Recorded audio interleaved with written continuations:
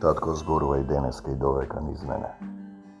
Има еден стих кој е така доста познат: остави ги мртвите, па три точки, да ги погребуваат своите мртовци. Видете, ќе се случи трагедија, ќе ви почине некој близок, немојте да се гневите, да се прашувате зошто Господи, па кај е Господ, па како ги зема. Имавме во една дискотека каде што се консумира дрога, алкохол, се прави, како да кажеш, сатански дејства. Се пее песни кои прават идолопоклонство на смртта. Погинаа 50, можеби 100 луѓе. И луѓето се гневат, кај е Господ, зошто вака, зошто почина. Се одлагаат часови, не се држи настава. Знаете, се прави на еден начин култ кон смртта. Се сеќавате Исус кога воскресна на двете жени кога им се јави? Негови сотруднички.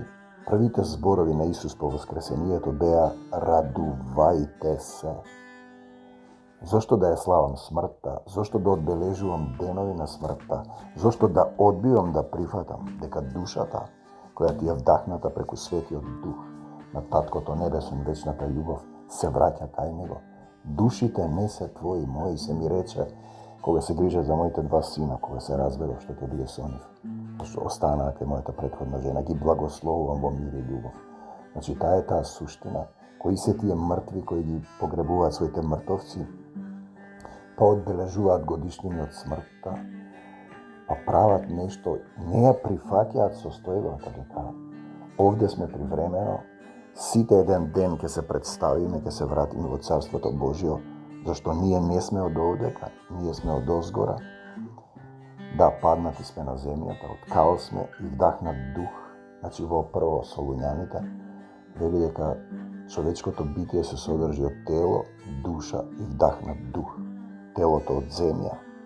Значи, тој е тој култ кон смртта. Нели Исус ја победи смртта, со смртта ја победи смртта, ги има клучевите од адот, тој слегува до портите на адот и оттаму те извлекува. Тој не ја создал смртта. И нема пеколот да владее над земјата. Исус е првиот и последниот, почеток и крај, значи после него нема да има ништо. Така да радувајте се и пак радувајте се, немојте да се поклонувате на смртта, бидејќи таа е победена. Пеколот и смртта беа фрлени во огнено езеро. Те сакам, Господи Исусе Христе, затоа е тој стих: мојот народ гине од незнаење. Нема да тажам после смртта на мојот родител, јас вечерта славев за Господ Исус Христос и сега има, например, некаква ден на жалост, нема да жалам. Исус рече: радувајте се. Јас имам сомилост за децата што се починат и за душите, но одбивам да и се поклонам на смртта. Смртта е победена. Исус вели: вие не може повеќе да умрете. За секогаш Исус, во секого Исус, во секое срце Исус, од земјата до небесата, до Царството Божјо. Амин.